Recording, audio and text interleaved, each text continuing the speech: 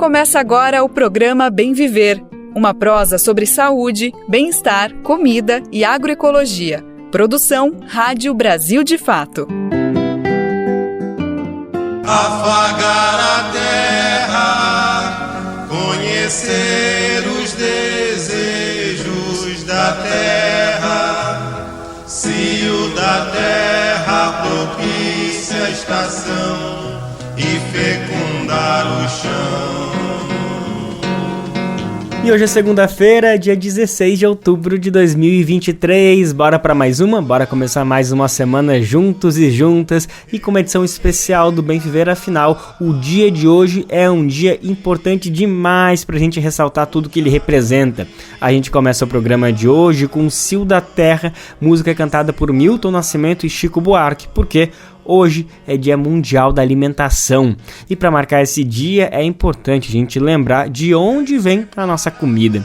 Aqui a gente faz questão de dizer que comer, sim, é um ato político. O Bem Viver defende a comida saudável no prato e para isso a gente precisa ter mais terra para plantar, alimentos saudáveis, através da reforma agrária, saber a origem de e como são produzidos os alimentos, em quais condições esses agricultores vivem e trabalham, se existe o uso de agrotóxico, enfim, saber o caminho que o alimento percorre até a nossa mesa é importante para pressionar que políticas públicas que valorizem as práticas que lá na ponta resultem em saúde, tanto para as pessoas quanto para o meio ambiente. Nós aqui no Bem Viver e no Brasil de Fato somos contrários ao modelo do agronegócio de produção que mente, dizendo que mata a fome das pessoas. Não, isso não é verdade. O que é verdade é que eles estão interessados apenas em concentrar vastas extensões de terra com monocultivos e com modelos de produção que não alimentam. Esse modelo se expande a cada ano, com lavouras de commodities que o lucro não fica aqui no Brasil. Nós exportamos soja, milho, entre outras commodities que geram destruição ambiental. Então, para marcar esse Dia Mundial da Alimentação, a gente vai conversar na edição de hoje com João Paulo Rodrigues e com Séries Radit. Eles dois são integrantes da direção nacional do MST e falam sobre a jornada de lutas que começa justamente hoje. As ações vão desde banquetaços, cozinhas solidárias, até mobilizações cobrando o governo Lula para mais terras destinadas para a reforma agrária, além de orçamento para fortalecer a produção nos assentamentos. Outro assunto sobre a data de hoje, eu conversei com a pesquisadora Larissa Bombardi sobre o livro Agrotóxicos e Colonialismo Químico, lançado justamente esse mês pela editora Elefante. A Larissa é especialista no uso de agrotóxicos e no livro dela ela aborda como a geopolítica dos agrotóxicos e também a perseguição aos camponeses, principalmente mulheres, acontecem aqui na América Latina. O Brasil é um dos maiores consumidores dessa substância e a publicação traz dados e informações sobre a gravidade do uso massivo de agrotóxicos para a saúde humana e também para o meio ambiente. Hoje a gente vai trazer uma parte dessa conversa, desse bate-papo especial que eu tive com a pesquisadora Larissa Bombardi. Outro assunto do programa de hoje é o Alimenta Saúde, que a gente vai trazer o significado do preparo da feijoada, esse prato tipicamente brasileiro que faz parte de rituais de religiões de matriz africana. Importante demais falar sobre isso. Também vamos falar sobre trabalhadores que foram resgatados em condições análogas à escravidão em uma fazenda vizinha à terra indígena no Xingu. Bom, esses são alguns destaques do programa de hoje, mas tem muita coisa. Antes eu preciso me apresentar, né? Não falei isso até agora. Eu sou o Lucas Weber e te acompanho nessa uma hora. E aproveito para agradecer a minha companheira Luana Ibelli, que esteve por aqui na sexta-feira, ajudando a fechar o programa, ajudando a fechar a semana que eu tava dando uma descansada. Mas já tô de volta aqui, cheio de energia, pra gente tocar mais uma semana juntos e juntas no Bem Viver. Bora lá que só tá começando. Antes da gente falar dessas notícias todas, eu queria lembrar sobre o horário do nosso programa. É sempre de segunda a sexta-feira, a partir das 11 horas da manhã, pelo rádio e também pelas principais plataformas de podcast, no site do Brasil de Fato, na aba rádio, por meio das rádios parceiras. O Bem Viver também é transmitido pela Rádio Brasil Atual, 98,9 FM na Grande São Paulo, e também pela internet, na nossa rádio web, no site radiobrasildefato.com.br. Mas também dá para ouvir no seu tempo, a hora que você quiser. É só acessar o site do Brasil de Fato, buscar o programa nas principais plataformas de podcast e na rede de rádios parceiras que retransmitem o Bem Viver em todo o país. A lista de rádios também está disponível no nosso site. Inclusive, atenção, Se você quiser se somar, quiser entrar junto com a gente nessa, é só entrar no nosso site, radiobrasildefato.com.br, e lá você clica em como ser uma rádio parceira, que tem um caminho, o tutorial para entrar junto com a gente nessa. Brasil de Fato, 20 anos. Apoie e lute.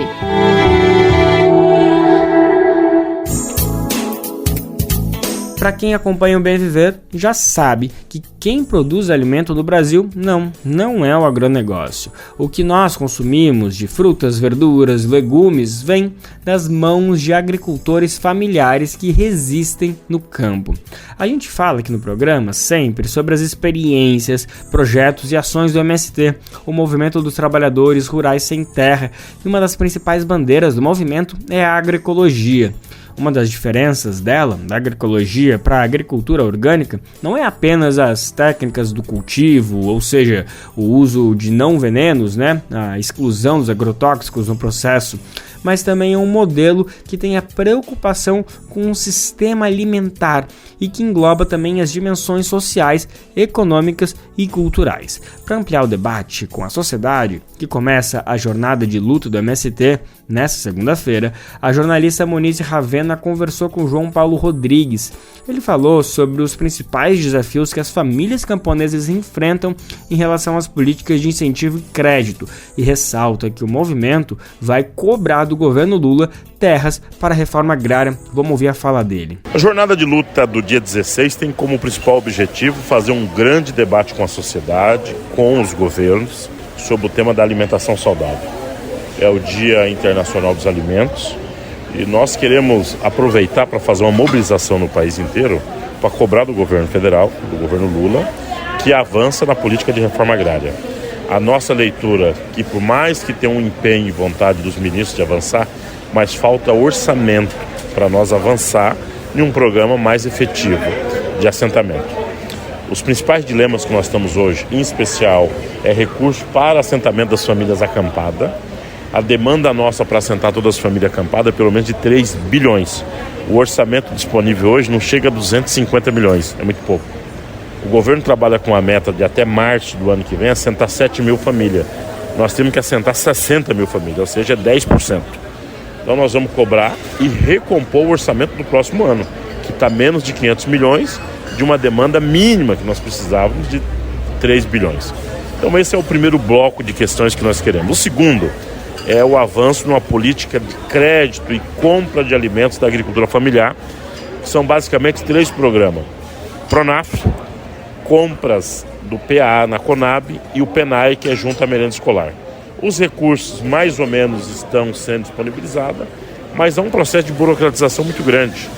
Nós teríamos condições hoje de abastecer praticamente todas as escolas e ter uma quantidade imensa de produto disponível para a Conab. Mas infelizmente está tudo atrasado, nós não conseguimos avançar e estamos fazendo uma força muito grande. Até que termine esse ano, nós temos pelo menos mais 500 milhões para a Conab disponível e que tem uma nova linha de crédito de fomento de alimentação saudáveis de no mínimo R$16 mil por família. Esse é o ponto. E por último, o tema referente à educação, que é via o Pronera, uma demanda de mais de 250 milhões que nós estamos pleiteando para o governo. Ou seja, uma mobilização de denúncia, de dizer que nós queremos produzir alimento e, claro, de cobrança do governo federal. Ô João Paulo, quais as atividades dessa jornada que vocês estão fazendo? Olha, nós temos vários tipos de atividades ainda a ser confirmado em cada estado, mas o grosso deve ser atividades de banquetaço, almoço, janta solidária. Nós vamos ter as cozinhas solidárias funcionando em todo o país. Nós estamos sonhando com a perspectiva de ter mobilizações e negociações no INCRA e na Conab. Há muito cuidado de nossa parte de não provocar direita, em especial nas ocupações. Também não estamos querendo ter ocupação de prédio público, mas é uma mobilização também de luta.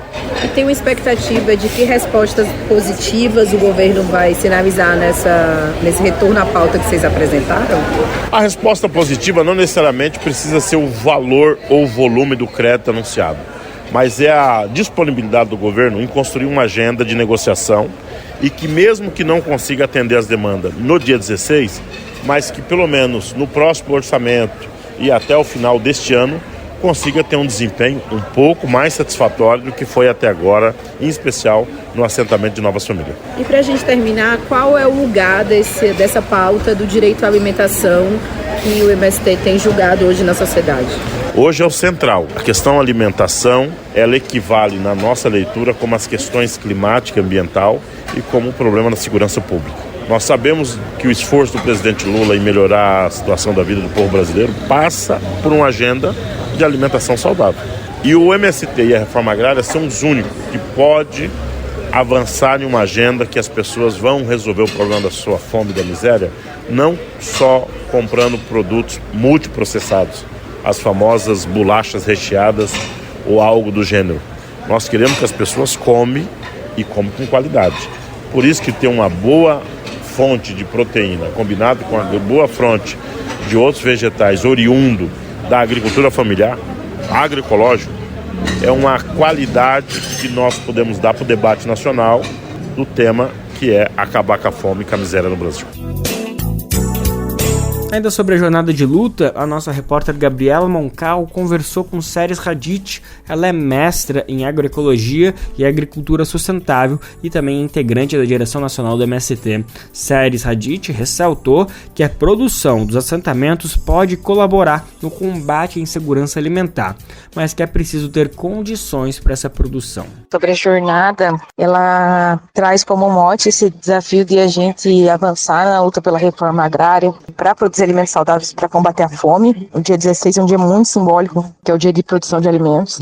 É o dia da luta, né, pela alimentação saudável. Então, produzir alimento saudável passa por a gente ter as condições para isso, e a reforma agrária é um pilar estruturante. Então, a gente vai dialogar a partir dos estados e também em Brasília com essa negociação, nesse debate, tem sido um debate permanente com o governo Lula, em torno da reivindicação de que se avance na luta pela terra, pela reforma agrária, pelo desenvolvimento dos assentamentos no âmbito produtivo, mas também no âmbito humano, humanizador, em relação às pautas nossas relacionadas à educação, à cultura, em especial nesse desafio que hoje é central para nós, povo brasileiro, para nós do MST e para o governo, que é combater as desigualdades e enfrentar a fome no nosso país. Então, essa jornada ela se apresenta nesse contexto.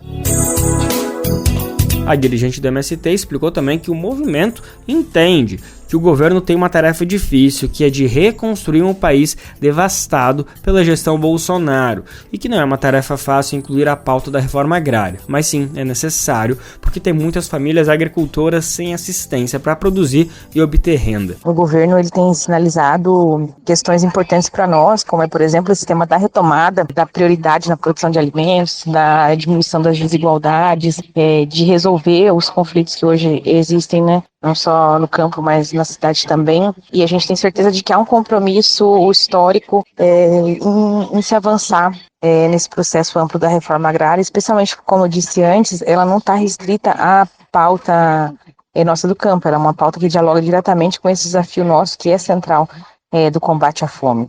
Então, nós temos entendido que esses primeiros meses tiveram bastante limites, especialmente no sentido de se conseguir replanejar, colocar as estratégias, né, e a ordem das coisas no lugar, mas a gente tem uma expectativa grande de fato. Hoje são milhares de famílias assentadas numa condição de desassistência por parte do Estado já de vários anos. Há muitas famílias, milhares de famílias também acampadas que seguem aguardando a regularização das suas terras. Então são desafios imensos que a gente espera que a partir de agora, especialmente a partir da jornada, com a entrega do próprio caderno de respostas que o governo tem preparado em relação à nossa pauta, que a gente possa avançar efetivamente nessa construção.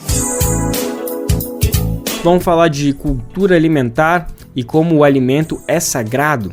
Feijão preto, pedaços de carne de porco, arroz, couve e farofa. Bom, essa é uma receita que você já deve ter reconhecida. É um dos pratos mais típicos da culinária brasileira, a nossa querida e deliciosa feijoada. Esse prato também está presente em rituais religiosos de matrizes africanas, em alguns terreiros, e é oferecido ao orixá Ogum Nanã. Nós conversamos com o gastrônomo Mauro Johnson, que atua como consultor de comidas do terreiro. Ele explicou os significados do prato em contextos religiosos. A gente vai conferir agora a entrevista que o nosso repórter Daniel Lamir teve no Alimento é Saúde. Te aproxega, vivente. Começa agora o Alimento é Saúde.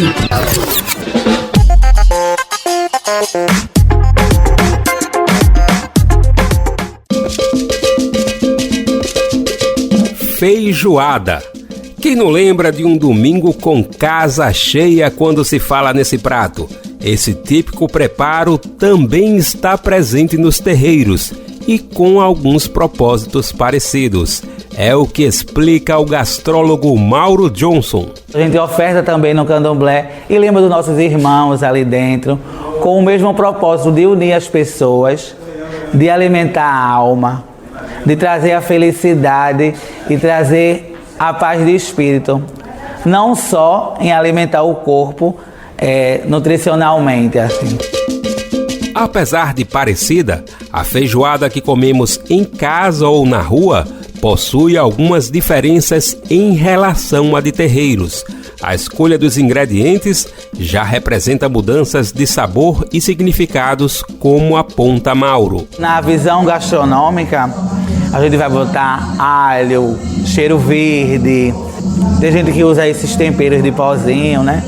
Cominho, outros temperos mais fortes. E ainda os embutidos, né? Que vem de calabresa, bacon, defumados. Na feijoada de terreiro, a visão é trazer aquele sabor, mas resgatar aquela feijoada mais natural. Na maioria das vezes, a feijoada preparada em terreiros é oferecida ao orixá Ogum. O ritual pode ser realizado até mesmo sem o feijão preto, a depender da disponibilidade do grão no território. O babalorixá Wesley Máximo afirma que a situação pode parecer confusa para algumas pessoas. A gente vê o preparo da culinária, desse preparo dessa comida, que é a feijoada, sendo feito a partir do feijão preto, né? Mas também a gente também vê ela também sendo feita a partir do feijão mulato. E aí, isso de uma certa forma dá uma certa confusão de interpretação, mas também fala do processo de diversidade e de necessidade que esse povo tinha para preparar essa comida. E também uma questão geográfica de distribuição. Morando em Recife, Pernambuco, Wesley cita um exemplo para a questão. Se eu estou hoje na Bahia e na Bahia as questões geográficas ela facilita o meu plantio do feijão preto, eu vou produzir a partir do feijão preto. Se eu tenho aqui em Recife, em Pernambuco, a facilidade de uma terra mais fértil, o nosso clima é mais favorável para o feijão mulato, você vai ver também a presença do feijão mulato enquanto predominância na arrumação desse prato.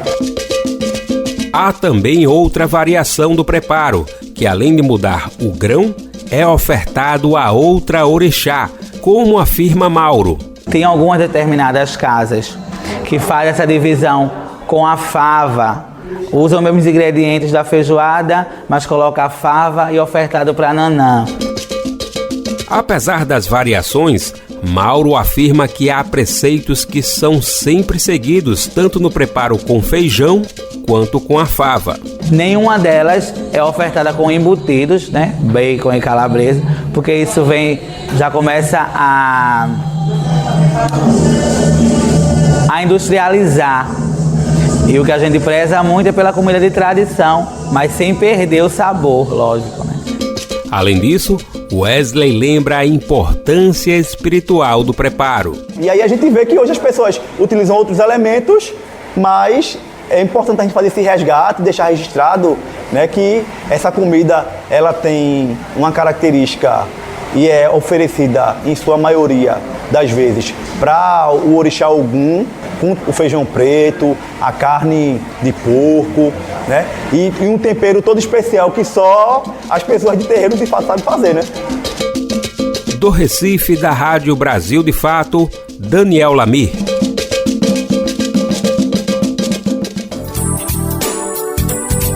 Nesse mês chegou uma nova publicação no Brasil que só pelo título já explica muita coisa. É o livro Agrotóxicos e Colonialismo Químico, escrito pela pesquisadora Larissa Bombardi. A publicação é uma denúncia, da maneira mais didática possível, sobre como o Brasil e outros países aqui da América Latina ainda vivem sob um tipo de regime de colônia.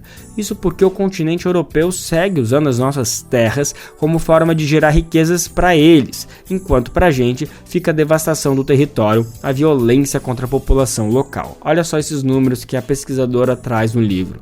Na Europa, 269 tipos de agrotóxicos estão proibidos. Enquanto isso, aqui no Brasil, Argentina, Uruguai e Paraguai, os banimentos mal chegam a 30 substâncias.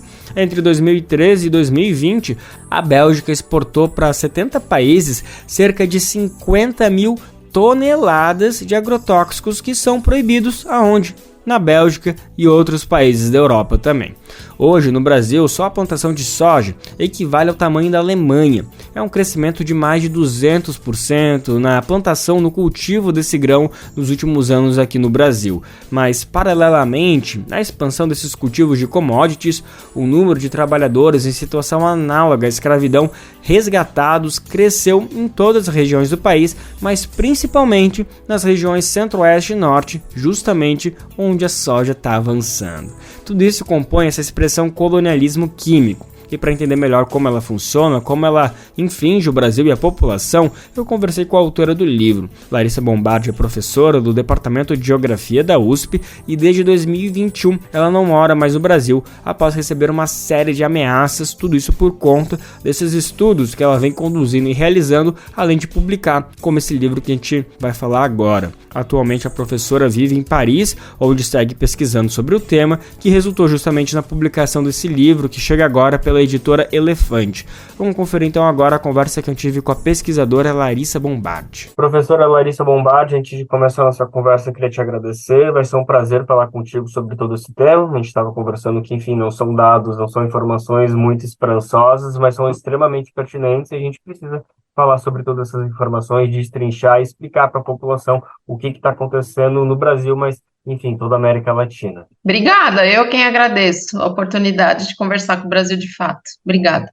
Que ótimo. Larissa, para começar, eu acho que ia ser legal a gente ser bem didático, assim, trazer basicamente esse conceito que vem a dar o nome ao título do livro, né? Que é colonialismo químico. Eu acho que é uma expressão-chave, que me parece que foi você que cunhou, e eu queria, então, que você trouxesse ela agora a partir das suas palavras mesmo, que eu acho que a partir dela a gente consegue, enfim, destrinchar bastante de tudo que tem para se comentar. Ok, colonialismo químico, né? De onde vem isso? Bem, o colonialismo, classicamente, historicamente, foi a maneira com que a estratégia, digamos assim, de desenvolvimento do capitalismo. Então, os países que hoje a gente considera que são os países de economia central da Europa, né?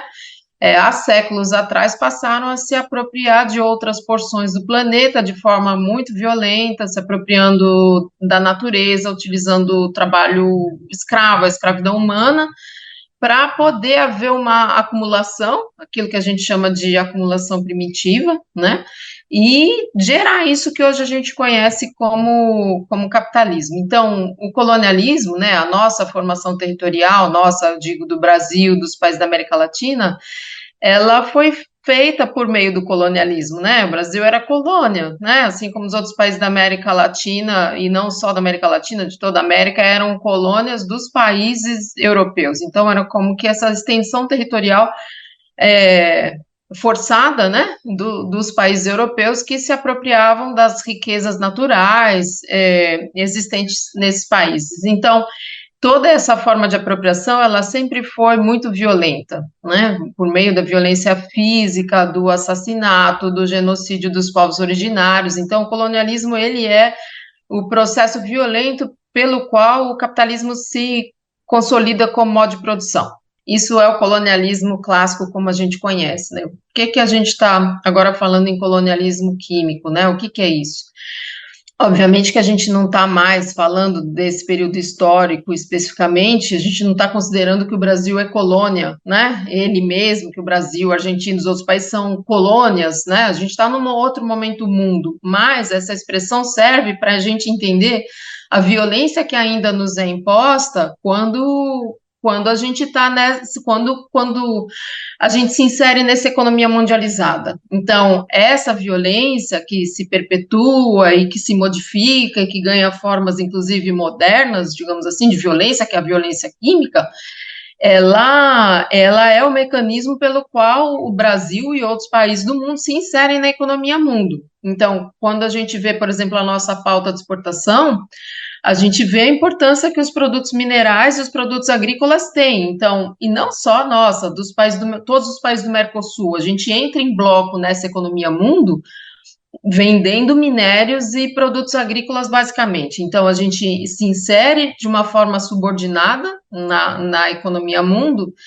e essa subordinação, ela, obviamente, não é só econômica, ela se dá em outros níveis. Então, colonialismo químico é uma expressão para demonstrar o quanto a gente está diante hoje de uma forma sutil de violência, de apropriação da nossa natureza, dos nossos corpos, da nossa saúde, que é uma novidade. Então, e por que, né, essa palavra? Por que eu estou insistindo nessa palavra colonialismo químico? Se a gente for pensar no clássico, né, do colonialismo, que é essa violência física, a expulsão dos povos, né, a gente vê isso acontecendo hoje com os povos indígenas, quando, por exemplo, nos conflitos fundiários, eles são bombardeados com agrotóxicos. Então, isso, digamos, me dá uma licença teórica para dizer, olha o que está acontecendo aqui. A gente tem os países, por exemplo, da União Europeia, né? A União Europeia controla hoje cerca de 1/3 das vendas dos agrotóxicos, das vendas mundiais. Eles vendem substâncias que não são autorizadas no seu próprio território, para países como o Brasil e outros países, e muitas vezes essas substâncias têm sido utilizadas justamente como armas químicas nos conflitos fundiários. Então, há uma assimetria presente nessa relação. E essa assimetria, ela se dá em diferentes níveis quando a gente fala dos agrotóxicos, né? Como que ela se dá? Ela se dá porque os países da União Europeia, eles produzem essas substâncias que não são autorizadas no seu próprio território, vendem para países como o Brasil, então aqui já tem uma assimetria imposta. Essa assimetria, ela se dá também porque alguns produtos, alguns não, 1/3 dos agrotóxicos usados no Brasil não são autorizados na União Europeia, e entre os 10 mais vendidos, 5 não são autorizados na União Europeia. Ela se dá também, né, essa simetria, por meio da diferença de resíduos que são autorizados no Brasil e na União Europeia. Então, por exemplo, né, o caso, para mim, mais emblemático é o caso do glifosato, que é um herbicida, que é o mais vendido no mundo, também é mais vendido no Brasil, mas, enfim, é uma substância que foi considerada potencialmente cancerígena para seres humanos desde 2015 pela Organização Mundial da Saúde, e essa substância, o resíduo dessa substância na água potável brasileira é 5.000 vezes maior. O resíduo que a gente permite, que a gente oficialmente permite na nossa água, é 5.000 vezes maior do que o resíduo permitido na União Europeia. Então, é realmente valer menos, né? Então, é como se a população do resto do planeta valesse menos. Então, essa ideia de colonialismo é uma químico, né? Por quê?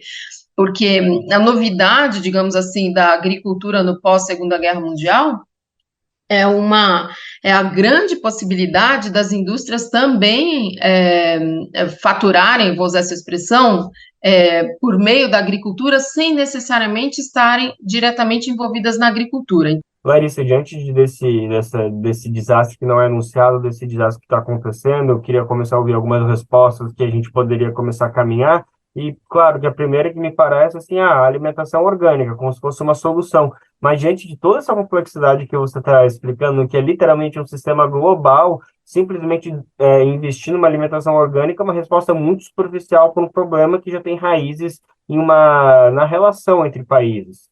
Eu penso que a gente tem diferentes respostas, inclusive considerando a escala de tempo e a escala espacial. Então, por exemplo, né, eu diria que vou falar da escala global primeiro, né, que a atual legislação, regulamentação internacional para agrotóxicos, a primeira coisa, a gente não tem uma regulação internacional para agrotóxicos. A gente tem 3 convenções para substâncias tóxicas.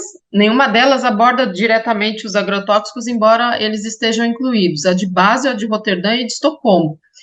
E até hoje foram banidas 16 substâncias, de um universo de 400, entende? Então, essa é uma coisa, né? Essa é uma primeira coisa. Em nível internacional, a gente não tem uma regulamentação específica sobre agrotóxicos. Perfeito. Eu quero voltar a falar um pouquinho sobre isso, sobre essas medidas, mas antes, talvez tenha mais uma questão que eu acho que vale a gente conversar ainda à luz do dia 16, agora próxima segunda-feira, que é o Dia da Alimentação. E um dado absolutamente preocupante é a redução na produção de alimentos que fazem parte da história brasileira, como mandioca, feijão, arroz, entre outras produções, entre outras culturas, que a gente cresceu, que todos os nossos ancestrais se alimentaram dessas bases, e todos esses elementos estão com uma queda na faixa de 50% mais ou menos, nesse recorte que você fez. Eu queria entender, então, se talvez uma consequência desse colonialismo químico, e talvez até um colonialismo químico que se enxergue de maneira global, que também vai atingir a Europa, existe um fim para essa tendência, ou será que o nosso futuro vai ser cada vez comer mais plástico? Isso é algo que também está participando desse colonialismo? Não, eu acho que existe um fim, né, para isso, né? Eu acho que o fim para esse desastre, ele é agroecológico e é feminista. Essa é a minha visão, entende? Eu penso que a gente já tem experiências muito importantes no Brasil e ao redor do mundo sobre a transição agroecológica, sobre trazer o conhecimento ancestral, tanto na produção agrícola quanto nos nossos hábitos alimentares, enfim, obviamente que tem uma solução, e que só que essa solução ela não pode estar baseada na agricultura como uma forma de mecanismo pautado pelo mercado. A agricultura tem que estar endereçada ao bem comum, tem que estar endereçada àquilo que ela é, né? A agricultura, né? Cultura somos nós, somos os seres humanos, a maneira como a gente, digamos assim, desenvolveu os modos de vida, como a gente foi trabalhando com a natureza para fertilizar a terra, ao contrário, né, para nos fertilizarmos, etc. Então, uma agricultura que é uma agricultura que é devastadora vai na contramão do caminho da alimentação. Então, um caminho que vá no sentido da alimentação humana, de nos nutrir, né, é a possibilidade da gente sair desse caminho, né, desse caminho que é uma rota de colisão conosco mesmos, né. Essa agricultura, como que eu vou dizer, essa agricultura baseada nessa acumulação sempre, né, baseada na monocultura, que é um mecanismo avesso, a maneira como a natureza se organiza, né, a natureza em si, ela é biodiversa, né? Então, quando a gente vai na contramão da maneira como a natureza se organiza, obviamente a gente vai ter um desequilíbrio, né? Então, falando na produção agrícola, né? Quando a gente impõe, né, a terra, né, uma monotonia, quando a natureza nunca é monótona, obviamente que há um desequilíbrio, tem toda uma teoria agronômica desse desequilíbrio causado por essa imposição por exemplo, de uma fertilização química baseada em 3 minerais, de uma vasta área com um tipo de cultivo só. Isso é um desastre, né? Então, há que se repensar a longo prazo, não tem outro caminho, a gente tem que repensar, e é isso que, de alguma forma, os movimentos sociais, os movimentos das mulheres têm feito, têm resgatado essas práticas, que são práticas ancestrais. Ótimo, ótimo. Eu quero continuar nessa linha aqui agora para fechar nossa conversa. Estou preparando aqui uma listinha de exigências para a gente encaminhar para o presidente Lula, a partir de tudo que a gente estava ouvindo aqui, e me parece algumas coisas eu queria a tua ajuda para completar essa lista.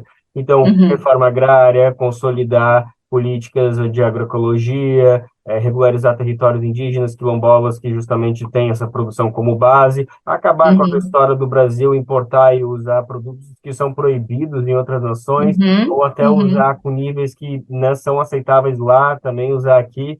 O que mais a gente precisa, e é palpável, porque entendo que você acabou de explicar como o colonialismo químico é algo que vem de 500 anos, é uma herança que nunca acabou, então não podemos esperar que o governo Lula simplesmente resolva assim do dia para a noite. Mas eu estou trazendo algumas medidas que, enfim, me parecem palpáveis. O que mais a gente pode pensar para que esse desastre não aconteça amanhã do jeito que está sendo traçado? Olha, já que é uma carta ao presidente Lula, a gente pode pedir a ele que seja o país a propor às Nações Unidas um outro marco regulatório internacional para agrotóxicos. O país mais afetado dizer, chega, não queremos mais ser isso, não queremos mais ser afetados dessa forma, a gente quer a mesma regra para o mundo todo. Então, se pulverização aérea é proibida na União Europeia por todos os males que ela provoca, tem que ser aqui também. Se os HHPs e que são os agrotóxicos altamente tóxicos, é uma sigla em inglês para algumas substâncias altamente tóxicas, eles têm que ser banidos agora, né? A gente tem já a PNARA, né, a Política Nacional de Redução de Agrotóxicos, a gente quer isso, é isso que a gente quer, é isso que a sociedade precisa. A sociedade não precisa rasgar o princípio de precaução por meio do pacote do veneno, ao contrário, a gente quer o princípio de precaução, a gente não quer estar exposto. É isso que a gente precisa. Então, acho que o presidente Lula pode, né, como o país que vai liderar o G20, né, como o país que está preocupado com o tema da emergência climática, propor uma regulação internacional para agrotóxicos, pode abrir esse caminho, e certamente, por meio da reforma agrária e fortalecimento da transição agroecológica, a gente tem uma resposta para isso, para o Brasil não importar feijão, por exemplo. O Brasil, maior exportador mundial de carne bovina, de soja, a gente importa feijão. A área de feijão no Brasil diminuiu, a área cultivada com feijão no Brasil diminuiu mais 50% nos últimos anos. Então, isso não é possível. Larissa, infelizmente nosso tempo está curto, está acabando aqui, mas eu acho que a gente conseguiu caminhar por tudo que precisava para entender essa situação. Eu queria te agradecer mais uma vez a disponibilidade, parabenizar por esse trabalho fundamental. Eu espero que ele se popularize. E, gente, não sei se essa mensagem vai chegar ao presidente Lula, mas tenho certeza que muita gente vai nos ouvir, vai entender e vai ajudar a chegar a mensagem. Sim, obrigada a você, Lucas. Até a última sexta-feira, a Organização das Nações Unidas divulgou dados que mais de 400 mil pessoas tiveram que abandonar as suas casas na faixa de Gaza durante os intensos bombardeios israelenses, que continuam atingindo os palestinos. O número representa cerca de 20% da população da região. Existem inúmeras distorções na divulgação de informações divulgadas pela mídia sobre o conflito entre Israel e Palestina. Aqui a gente vem trazendo informações deste massacre que está entre os maiores contra a Palestina. Um palestino relatou para a Rádio Agência Nacional sobre a situação da faixa de Gaza após o bombardeio. A gente vai conferir agora essa reportagem. Mais um bombardeio pelo Israel. Tenho certeza que vai ter bastante feridos e bastante mortos. Infelizmente, isso que estamos vivendo, muito triste, mais do que você se imagina. Esse é o palestino brasileiro Hassan Rabi, de 30 anos, que descreveu para a nossa reportagem como tem sido viver na faixa de Gaza sob intenso bombardeio de Israel. Ele está na cidade de Khan Yunis, próximo à fronteira com o Egito. Hassan conta que estão vivendo sem água e sem luz, que foram cortados por Israel. Além disso, ele relata que há dificuldade em encontrar comida, que a maioria da população fica trancada dentro de casa e que os bombardeios são contínuos e diários. Estamos numa casa familiar, tem mais ou menos 20 pessoas e há bombardeio no todo lado. Só a gente escuta barulho da bomba. Se um dia estava na casa da minha mãe, um bombardeio no lado, a gente tem que sair. Um dia no caso da minha irmã, um dia no caso do meu sobrinho. E assim que funciona, a gente está correndo de um lugar para outro, nem doido. Hassan é naturalizado brasileiro e trabalha como vendedor na cidade de São Paulo há 10 anos.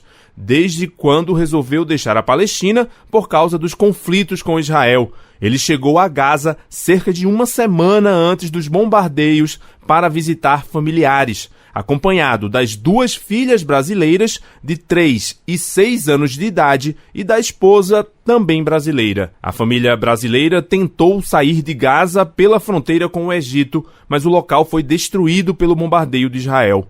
Nossa reportagem também conversou com a palestina Hudá Al-Assar, que vive com a família na faixa de Gaza. Ela conta que todas as famílias têm recebido os parentes que perdem as casas por causa dos bombardeios. As casas e os edifícios não estão mantendo só os moradores deles, não. Porque cada um que lhe perde casa dele, a gente tem que mandar ele vir. E assim todo mundo. Então, hoje a situação está difícil, muito difícil. Se a gente vai continuar dentro da casa ou elas vão mandar eles sair, eu não sei. Se a gente vai ser bombardeados dentro das nossas casas também, eu não sei. A gente não tem nem imagina o que pode acontecer daqui a pouco. Segundo o Ministério das Relações Exteriores do Brasil, existem 22 brasileiros em Gaza que manifestaram o interesse de deixar a região. O presidente Luiz Inácio Lula da Silva conversou com o presidente de Israel, Isaac Herzog, nessa quinta-feira e apelou ao mandatário para que permita a abertura de um corredor humanitário que permita as pessoas saírem da faixa de Gaza. Da Agência Brasil para a Rádio Nacional, Lucas Por Deus Leon. E além da faixa de Gaza, outro território palestino é a Cisjordânia. A jornalista Luana Ibelli, do Programa Central do Brasil, conversou com o brasileiro Rafael Oliveira, que mora lá, na cidade de Ramallah, na Cisjordânia, há 4 anos. Vamos conferir agora a conversa dos dois. Rafael Oliveira mora em Ramallah, na Cisjordânia, então ele está fora da área que sofre ataques aéreos pelo Exército de Israel. Ele é pós-doutorando, doutor em antropologia e professor no Conservatório Al-Kamadiati. Rafael, a imprensa internacional está noticiando protestos na Cisjordânia contra os ataques a Gaza e também a notícia de que Israel matou 11 palestinos na Cisjordânia. Então, queria que você começasse me contando um pouco de onde você está agora, se é um local seguro e como que está a rotina diante de tudo isso que está acontecendo.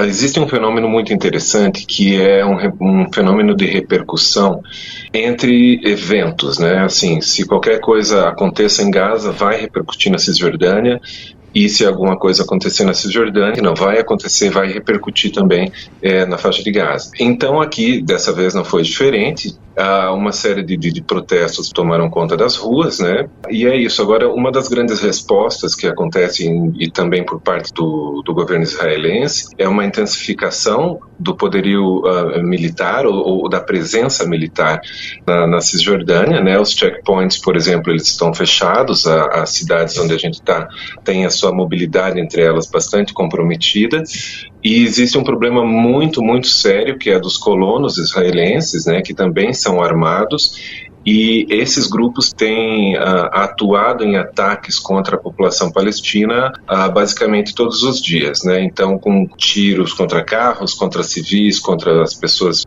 nas ruas e tal, né? E principalmente nos arredores das cidades e nas proximidades dos assentamentos. De todo modo, a gente tem escutado também falar da incursão do exército israelense agora para a Cisjordânia, o que é de alguma forma já esperado, né? Também em função de uma tentativa de suprimir qualquer tipo de levante que possa eventualmente acontecer a partir desse espaço. Então, assim, aqui na Cisjordânia existe muita tensão. Claro que a gente não está sobre esses ataques israelenses como na faixa de Gaza, mas a tensão, ela também é muito grande, e a preocupação com os ataques dos colonos e do exército também é grande. Rafael, você tem vários artigos publicados aí sobre a Palestina que discutem um pouco da cartografia do país e essa visão da Palestina como um território muito delimitado e inseparável de Israel. Então eu queria que você falasse um pouco dessa realidade que parece que vai muito além disso, né, dessa visão aí que está muito estabelecida internacionalmente. Eu queria que você explicasse um pouco dessas suas descobertas a partir da sua experiência aí na Palestina e dos seus estudos, claro. Esse é um ponto bastante interessante. Assim, eu acho que a primeira coisa que a gente precisa levar em consideração é lembrar que o Estado de Israel ele foi construído em território palestino, e isso diz muito, né?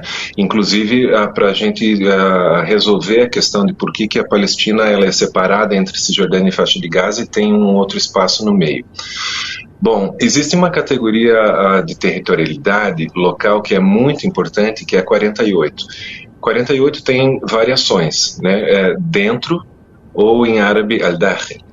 Essas categorias elas são muito importantes porque elas se referem a um espaço que a comunidade internacional entende como Estado de Israel, ou acho que se a gente resumir o termo, a gente pode colocar só como Israel, que para a população palestina não segue sendo Palestina em termos de território e em termos de expressão identitária. Né? Eu quero dizer assim, os palestinos de 48 não são aqueles palestinos do ano de 1948, senão a população palestina de dentro. Então, a Palestina, nesse sentido, ela é composta por 4 diferentes espaços, né? A faixa de Gaza, 48, Jerusalém e a Cisjordânia. E isso diz muito sobre também o trânsito cotidiano de sujeitos palestinos por e entre diferentes espaços, né? Não só na Cisjordânia, né, entre diferentes cidades, mas por diferentes espaços quando existe esse cruzamento da Cisjordânia para dentro, ou de Jerusalém, ou de Gaza para dentro. Existem muitos trabalhadores de Gaza em 48. Né? Eu vou usar essa terminologia aqui para habituar, né, as pessoas com esse termo. Então, é isso. Assim, e isso é importante também porque... somados todos esses espaços, a Palestina hoje conta com mais da metade da população, né, inclusive nesses espaços. Então, esses palestinos de 48 também exercem uma importância relevante nisso, né? Vê ou escuta falar. Nós conversamos com Rafael Oliveira, pós-doutorando, doutor em antropologia e professor no Conservatório Al-Kamadiati. Se você tem interesse em entender melhor sobre a opressão vivida pelos palestinos, o Brasil de Fato selecionou alguns filmes que podem esclarecer o conflito de longa data que atinge o Oriente Médio. Essas obras trazem o apartheid e as injustiças sofridas pelo povo palestino. A gente vai conferir quais obras são essas, como a gente pode ter acesso. Quem conta pra gente é Daniel Lamir. Com a ofensiva do Hamas contra Israel, o apartheid na Palestina imposto pelos israelenses voltou a ser o principal destaque no noticiário mundial. Com a inclinação ocidental para a defesa da perspectiva sionista no conflito, amparada pela indústria cultural dos Estados Unidos, é complexo compreender o que aflige os palestinos. Sem poder contar com o empenho da imprensa comercial na cobertura do conflito, o cinema se tornou um refúgio importante para que a perspectiva da Palestina seja respeitada e que suas histórias sejam contadas. As produções mais emblemáticas sobre o conflito que levaram o telespectador para dentro da Palestina foram feitas neste século, com destaque para Paraíso Agora, que foi indicado e laureado em alguns dos mais importantes prêmios do cinema. Confira agora a relação de 5 filmes neste sentido. O Limoeiro, de 2008. Baseado em fatos reais, o filme conta a história de uma viúva palestina que mora na fronteira de Israel com a Cisjordânia e vive de sua plantação de limões. Sua vida muda completamente quando o ministro da Defesa de Israel se muda para a casa ao seu lado. O serviço secreto israelense decide que, pela segurança do ministro, é preciso derrubar a plantação. Assim, o filme passa a apresentar o conflito entre vizinhos como uma metáfora do imbróglio entre Israel e Palestina. Checkpoint, de 2003. O documentário apresenta a rotina de humilhação, aviltamento de direitos básicos, desrespeitos constantes à dignidade humana a que são submetidos os palestinos diante do apartheid imposto por Israel. O filme foi gravado nos postos de controle administrados por Israel, por onde os palestinos devem passar para comprar alimento, ir ao médico ou tirar documentos. Paraíso Agora, de 2005. 2 amigos de infância, os palestinos Khaled e Said, decidem participar de um ataque suicida em Israel, mas não concluem a missão e se separam. O filme se desenrola a partir do ataque frustrado com os 2 jovens desesperados e com bombas amarradas em seus corpos. O filme foi rodado em Nablus, na Palestina, e traz consigo o desafio de contar a história e os motivos dos homens que aceitam se suicidar em ataques contra Israel. 5 câmeras quebradas, de 2011. Um agricultor de Bilim, na Cisjordânia, compra uma câmera em 2005 para gravar o crescimento do filho. No entanto, ao lado, Israel começa a erguer um muro que incomoda os moradores da região, que passam a ir ao local para protestar toda semana. Durante 2 anos, o agricultor gravou os protestos e a relação da família com as manifestações. Nesse processo, teve 5 câmeras destruídas durante os confrontos com o exército israelense. Para atirar em um elefante, de 2009. O documentário acompanha momentos delicados da Operação Chumbo Fundido. O episódio é conhecido como o Massacre de Gaza de 2008, quando Israel voltou a bombardear a região após um cessar-fogo de 6 meses, matando milhares de palestinos. Do Recife, da Rádio Brasil de Fato, com informações da redação. Locução Daniel Lamir.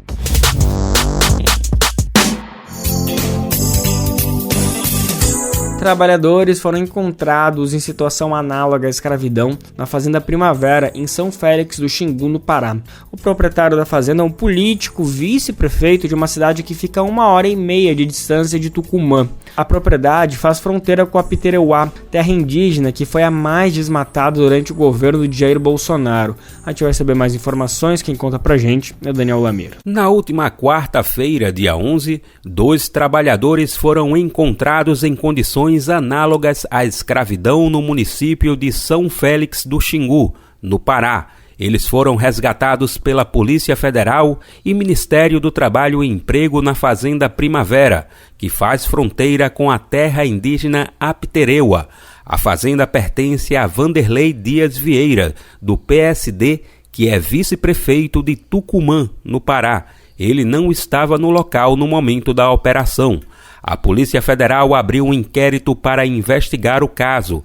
Já os auditores do Ministério do Trabalho notificaram o político que deverá apresentar uma série de documentos à pasta. Além da Fazenda Primavera, Vieira é sócio majoritário do Hospital e Maternidade Santo Agostinho, que fica em Tucumã. O estabelecimento também tem pendências em aberto com a União. O hospital tem uma dívida tributária de R$ 377 mil, sendo 294 mil em débitos previdenciários, com os trabalhadores que prestam serviço à empresa. Ao Tribunal Superior Eleitoral, Vieira declarou possuir R$ 1,1 milhão em patrimônio. Além de 50% de cotas do Hospital e Maternidade Santo Agostinho, o vice-prefeito de Tucumã indicou aparelhos hospitalares e uma poupança com R$ 146 mil. Ele ainda indicou a posse de uma área de terra, sem especificar se é a Fazenda Primavera. Na mesma operação, a Polícia Federal prendeu um homem de 32 anos que teve apenas as iniciais ENL divulgadas. A PF disse que o detido tem 6 mandados de prisão em aberto, todos expedidos pelo Tribunal de Justiça do Estado do Rio de Janeiro por roubo. Há 1 ano, o homem trabalhava na Fazenda Primavera como vaqueiro e tratorista. A reportagem do Brasil de Fato entrou em contato com Vieira e o espaço segue aberto caso ele decida se manifestar. Possíveis atualizações serão publicadas no site brasildefato.com.br. Do Recife, da Rádio Brasil de Fato, com reportagem de Igor Carvalho. Locução, Daniel Lamir. E agora, nesse encerramento de Bem Viver, a gente vai falar desse momento famoso, desse momento querido, que é o Momento Agroecológico. Semanalmente a gente traz experiências de muito sucesso de norte a sul do Brasil por meio da agroecologia, essas pequenas, grandes revoluções que o Brasil vem proporcionando para a população, ou a população vem proporcionando para o país. Em Pernambuco, crianças e adolescentes da comunidade Vila Manchete, em Olinda, estão ajudando a construir uma horta comunitária. Ao mesmo tempo que eles aprendem técnicas agroecológicas, estão empolgados e empolgadas com a ideia de plantar o próprio alimento. E é por meio dessa horta que as crianças dão um novo significado para a comunidade, que fica em um terreno abandonado por uma antiga emissora de TV. Vamos saber mais agora na reportagem do Momento Agroecológico de hoje.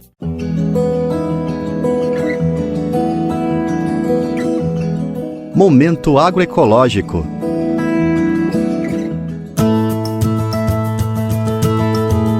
As mãozinhas plantam mais do que hortaliças.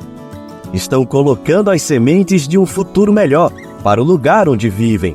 Em Olinda, Pernambuco, as crianças são protagonistas de uma história em busca de alimentação saudável e moradia digna. Elas moram na ocupação Vila Manchete, no bairro de Ouro Preto, e agora fazem deste quintal uma horta comunitária. As estudantes Evelyn Sofia e Ana Luísa estão adorando a experiência. Porque também a gente que planta colhe, eu acho muito bonito plantar. Colocar a planta na terra, tirar os matos para a planta ficar bonita, fazer um bocado de coisa legal. Elas mostram que plantar a própria comida pode ser mais divertido do que parece. E é brincando que elas vão dando um novo sentido para esta comunidade, que antes era só um terreno de uma emissora de TV que já não existe mais.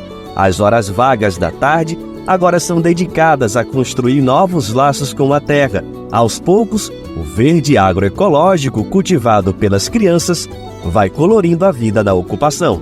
Rosicleide Pinheiro, líder comunitária, está se sentindo realizada com o projeto. Para ela, aos poucos, a ocupação vai ganhando vida. O meu sonho é ter um centro comunitário da comunidade para ajudar a população da nossa comunidade. E agora eu estou realizando outro sonho, que é ter uma horta comunitária dentro da comunidade, porque isso aí é o quê? É uma horta que não tem agrotóxico, é natural. E nós estamos aqui participando porque é um negócio bom, né? A dona de casa, Erivânia Correia, está muito satisfeita porque sabe que o seu filho está envolvido numa atividade educativa e que permite que ele tenha acesso a uma alimentação saudável. É importante, né, a criança comer comida saudável, verdura, legumes, e mais importante ainda é a gente colhendo, né? Melhor ainda, né? Que é sem agrotóxico, né? Saudável, tirando da terra, coisa mais linda. Na horta tem lição sobre compostagem, proteção do solo, irrigação e a importância dos adubos naturais. Tudo seguindo os princípios agroecológicos, os primeiros passos para uma nova relação com a terra. A horta está sendo germinada na comunidade com o apoio de diversas organizações, como o Instituto Mucambo, a campanha Mãos Solidárias e o Movimento Sem Terra, além da dedicação dos próprios moradores. Israel Vasconcelos, do Instituto Mucambo, fala da importância do projeto para a comunidade. Esse crescimento urbano desordenado muitas vezes não dá espaços para que as crianças vivam a infância, né? Vivam a infância de forma adequada. Então, plantar, ter contato com a terra, com o meio ambiente, permite que elas possam viver sua infância de forma adequada, não só nas telas, né? E se apropriando e tendo esse espaço para que de fato vivam as etapas da infância. Já Napoleão Assunção, da campanha Mãos Solidárias, se emociona ao falar que a experiência na Vila Manchete permite que as crianças acreditem no futuro melhor. É possível, por mais duro que o solo seja, eu acho que a força da vontade de você querer plantar é maior e você consegue fazer com que ela respire e vire terra fértil. A ideia, né, da horta é, claro, trazer o alimento saudável para a comunidade, ensinar e aprender também a plantar e colher. E aos poucos, o lugar marcado pela resistência vai ganhando novos significados e muitos futuros pela frente, com um passo de cada vez, semente a semente. Do Recife, da Rádio Brasil de Fato, Afonso Bezerra.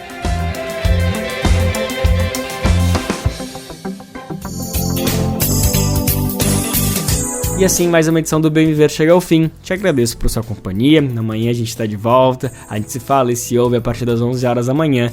Lembrando que você pode conferir o Bem Viver na Rádio Brasil Atual 98,9 FM na Grande São Paulo ou no site radiobrasildefato.com.br. O programa vai ao ar em diversas rádios pelo país e a lista completa de emissoras você encontra na matéria de divulgação diária do programa. Aqui a gente aproveita para agradecer esses veículos por estarem com a gente. O Bem Ver também fica disponível como podcast no Spotify, Deezer, iTunes e Google Podcast. Este programa teve a apresentação de Lucas Weber e roteiro de Anelise Moreira. Edição e produção de Daniel Lamir e Douglas Matos. Trabalhos técnicos de André Paroche, Edson Oliveira, Lua Gattinoni e Emerson Ramos. Coordenação de Rádio e TV Moniz e Ravena. Diretora de programa de áudio Camila Salmásio. Direção executiva Nina Fidelis. Apoio toda a equipe de jornalismo do Brasil de Fato. Você ouviu o programa Bem Viver, uma prosa sobre saúde, bem-estar, comida e agroecologia. Produção Rádio Brasil de Fato.